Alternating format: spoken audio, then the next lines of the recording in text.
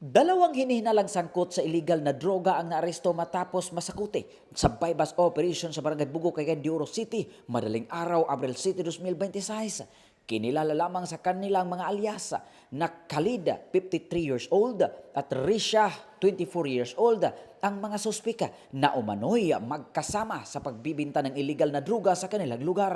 Ayon sa pulisya, isinagawang operasyon bandang alas 2:28 ng madaling araw ng mga operatiba mula sa Regional Police Drug Enforcement Unit 10, katuwang ang Kukpo, RID-10 at RIU-10.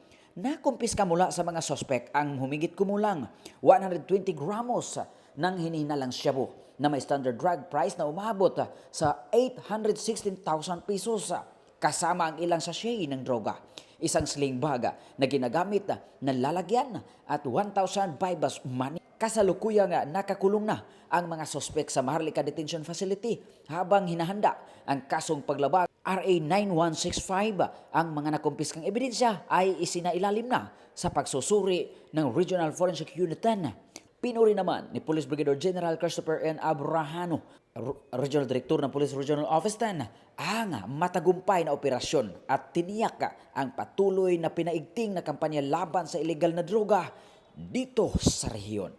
Mula dito sa Campo Alagar, ako po ang inyong Police News Network Correspondent mula sa Regional Public Information Office ng Police Regional Office 10, Corporal Joel Lazaro Subsuban, alagad ng batas, tagataguyod ng balitang pulis.